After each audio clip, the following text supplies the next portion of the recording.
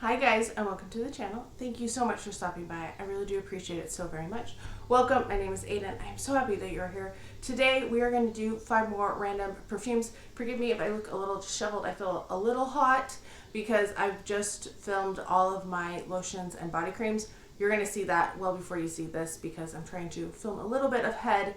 But I have 5 fragrances here that I wanted to talk about. They're all random perfumes. So if you're interested, just keep watching. Don't keep walking. I mean, unless you're doing walking and exercising, and in that case, I applaud you. I probably should be doing that while I watch YouTube anyway.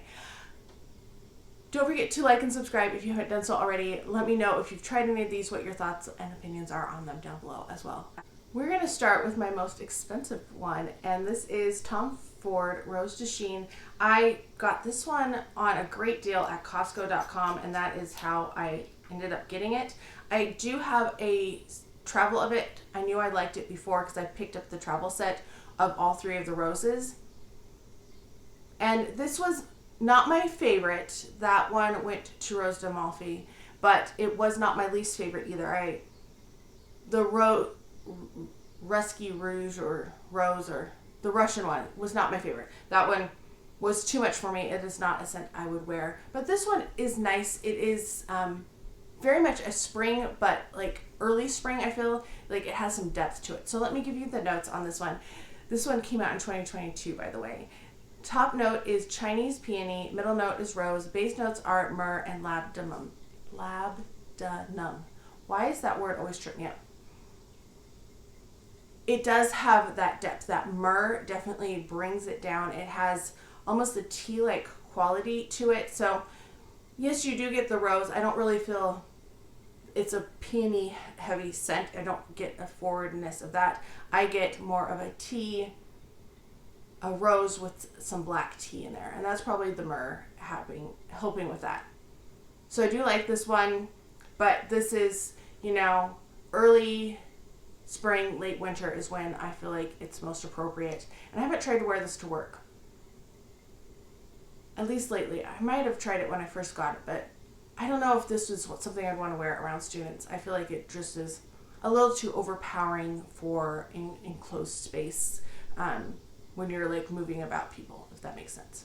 Next up, we are doing Heal Thy Way by Snif, and this one I had no idea what to think of because it is an online exclusive. The notes made me a little nervous when I was reading them, and I was like, I don't know. Like, in some ways it sounded like something I would like, but in other ways I was like, no. And at first sniff, I was like, it's not quite as sweet as I was hoping for, but what is it? So our notes on this are vanilla absolute, pistachio, palo santo. That's what was making me a little nervous. Musk, amber, and divana. And that one also was making me a little nervous. I was not quite familiar with that. I've smelled Palo Santo in like home care, and it's not really, for me, it's too like a burnt type of a note, burnt woody note. But this is really nice and smooth and comforting. It's not overly sweet, but you do get that nuttiness of the pistachio in there, which I really like. It has similarities to Kayali gelato, pistachio gelato, but it's, I feel like, a little bit more sophisticated, a little more wearable for year round. It's just, I don't know, it's not quite as sweet, so it feels a little bit more grown up than I love the DNA of the original pistachio Kayali's.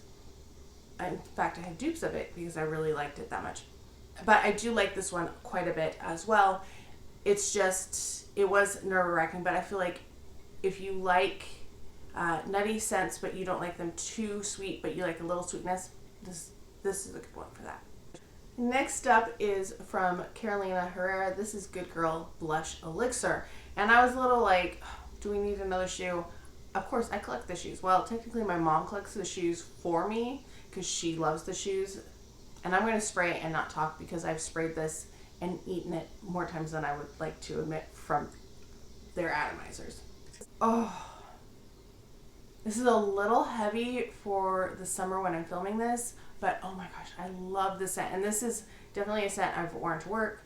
It might be a little too flirty for work, for teaching students, but I don't care. I love it. I like to layer this. Also, this layers beautifully with Ariana Grande's Thank You Next 2.0. I really liked layering that with the original blush, with this blush, Elixir, and also with Burberry Her, the Elixir that I have in the Intense. They're all kind of similar in nature. This one I feel like is a little bit more creamy. So our top notes are bergamot and mandarin orange. Middle notes are ylang-ylang and rose. Base notes are vanilla and patchouli. I swear this has a berry note in it. It doesn't, I guess. But it has almost a berry quality to it. The vanilla definitely is there. It's smooth. It's not screechy. I feel like the original blush has a little bit of screechiness to it, and this one just feels a little bit more well-rounded, a little bit more subtle. Oh. I miss wearing this one. I haven't worn it for a while because it's been hot, and like I said, it's a little too much for me in the heat, but I love this one. So this is another good one. Carolina Herrera, Good Girl, Blush, Elixir. So many words. So this one just came back out, and it has a different bottle if you find it at Bath & Body Works. This is 1,000 Wishes. I think it's still available. I was not paying attention. I don't think it was on SAS. I didn't see it at SAS this time. So 1,000 Wishes was one that I felt at one point was just too much for me, and I wasn't really into, but I feel like I'm appreciating it more and more. Oh. Yeah, there's something about it that I've been really liking the past like year and a half. And I've had this, not just in the perfume, like I haven't worn my perfume very much because it's been sitting here at my parents', but I have it in shampoo and conditioner, and body spray, and hand lotion, and hand sanitizer. I've just been really liking it. So this one was created in 2014, by the way.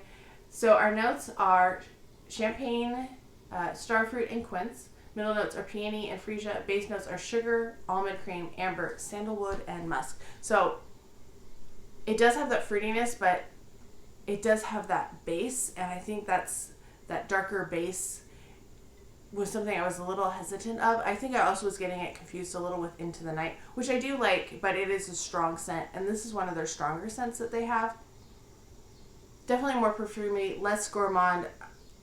Like, I still love my gourmands, but there's just something about 1,000 Wishes. I think it's the peony mixed in there. It has freesia, and I usually don't like freesia, but I like this perfume. I really think it's the amber mixed with the almond flower. It's just really pretty.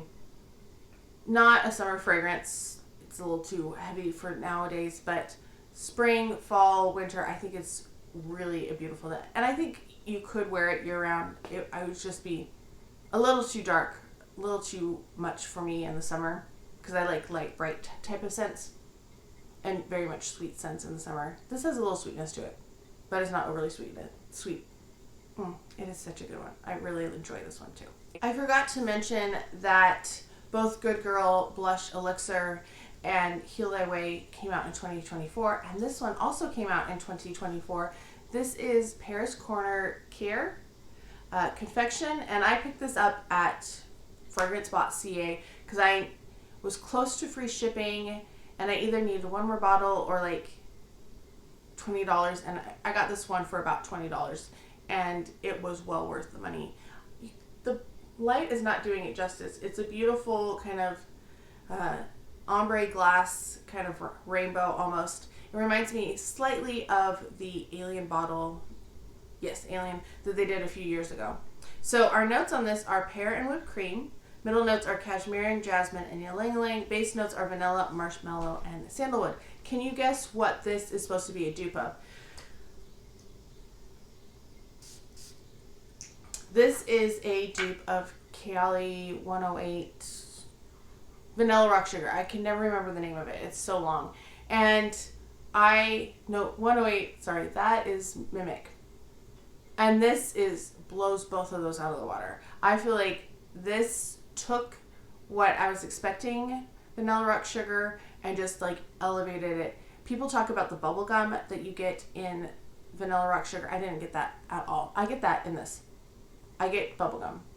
The lasting power on this, way better than Kayali. Like, that's why I stopped. One of the main reasons I stopped buying from Kayali is because the longevity just wasn't there, and the prices versus longevity was just a little much for me, and I wasn't super in love with the brand or like the bottles or anything like that. So I was happy, like, yeah, I keep buying these and these are expensive, but the bottles I love, and I know they're not for everybody, but between the bottles and the price point, and I actually, a lot of the Good Girls I wear, not the original, that's not my favorite, but so I just felt like I bought so many Kayali's and I was disappointed, and I don't reach for most of them. But this, I get that bubble gum that you're supposed to get. I did not get that in the Kayali at all. But this is so good. It is similar to La Belle, but it's like a lighter version with that bubble gum. It's a little sweeter, a little less intense. It's beautiful. I really, really love this, and I'm hoping to finish my bottle of Mimic this year so that I can start wearing this one, because I don't want to have both of them going at the same time, and I'm limited on what I'm taking back from my parents to my place. So this one's going to sit here, and I'm going to think about it for the next 4 months while I teach. But I'm going to be wearing 108 layered with a oil because it just doesn't last. But this lasted, oh my gosh. I've been testing perfumes at night, like an hour or so before I go to bed, and I've been spraying them, but I could not spray them on my pulse points. I had to spray them on the back of my wrists because I could still smell this on my skin. So if I was going to rank these, this is number one. This is my favorite of the bunch for sure. So this is the most affordable one. It is my favorite. Then another one that is fairly affordable is the Snif. This is like $65 for a 1 ounce, which is not too bad compared to other fragrances. It's not the fanciest packaging. It's fine. I don't love that this turns like that. I wish the top felt like it was more secure, if that makes sense. Then we're going to go with my Carolina Herrera Good Girl Elixir. Love this one. It's a little bit more pricey. Not as pricey as my least favorite, though. This one, you can always get a good deal at Bath & Body Works. They have the buy 3, get 3 sale. There's always, on Black Friday, they do that. And then there's also, like, 40% off. They've been doing that on Cyber Monday lately, so hopefully this will be on sale again. You can get the updated packaging, or maybe find a bottle on Mercari. So my least favorite of all of these is Rose de Chine, which I do like this one, but this is not the one that I'm going to reach for the most. It's probably the most elevated of all of them, I would say, but I just, it's not quite as playful as the other ones, and I tend to like something a little bit playful, even if it has a darkness to it, like 1,000 Wishes or Elixir. So let me know if you've tried any of these, what your thoughts are, where you would rank them. Would you rank them like me? Have you tried them? Let me know. I hope you're all having a fantastic day. Thank you so much for stopping by, and I can't wait to talk to you next time.